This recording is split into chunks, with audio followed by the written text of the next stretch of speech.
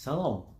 Setiap orang punya masa-masa yang sulit dan masa yang kritis yang pernah dihadapinya.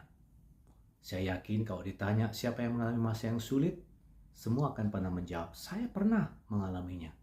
Nah, kita akan belajar bagaimana ketika kita menghadapi masa yang sulit, dan mungkin itu merupakan pilihan kita yang terakhir, ataupun jalan yang kita temukan, tidak ada semuanya sepertinya. Lalu kita memiliki secerca harapan, sebuah pengharapan, dan itu didapati dengan harapan satu-satunya. Aku berharap ini akan menjadi sebuah solusi bagi kehidupan aku.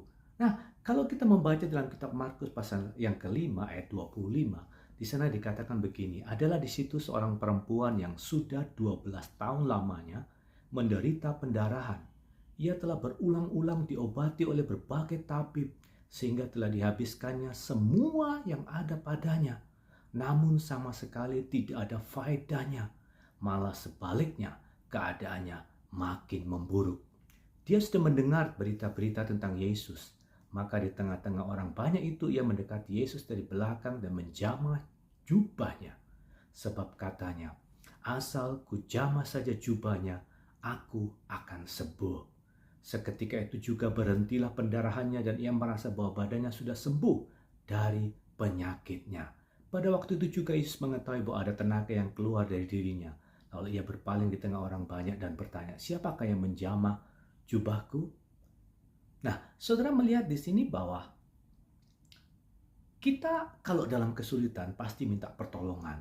Entah pertolongan siapa. Yang seringkali kalau sakit pasti pergi ke dokter, ke tabib, atau ke siapa yang mengerti tentang hal itu. Kita konsultasi. Kalau kita lagi bisnis tidak bagus, kita konsultasi kepada orang-orang yang pakar-pakar di bidangnya. Tetapi dalam hal ini, semua yang ada padanya, keuangannya, telah dicurahkan untuk berobat dan tidak ada hasil. Mungkin saudara berusaha mengeluarkan semua modal saudara, energi saudara, tenaga saudara, kemampuan saudara, mungkin bekerja dari pagi sampai malam, mungkin modal juga dihabiskan, tapi ternyata tidak menghasilkan sesuatu. Tentu saja orang seringkali putus asa dan patah semangat. Dan mengucap syukur ketika perempuan ini mendengar tentang Yesus ada di sana. Konsep berpikirnya berubah. Kalau dulu aku minta pertolongan kepada tabib dan aku tidak sembuh. Tapi kali ini aku berjumpa dengan seseorang yang berbeda. Dan aku yakin kalau ku jamah jumbai jubahnya saja, aku akan sembuh dan persoalanku selesai.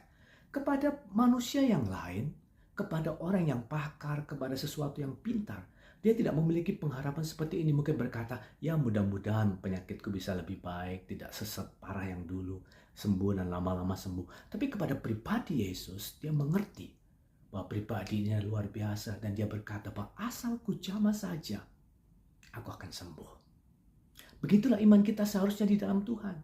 Ketika kita menghadapi pergumulan dan persoalan dalam kehidupan kita, mungkin kita sudah mengerahkan segala tenaga, mungkin orang yang pintar sudah mencoba menolong kita tapi tidak ada solusinya, mungkin orang sudah mencoba membantu kita tapi ternyata tidak ada solusinya.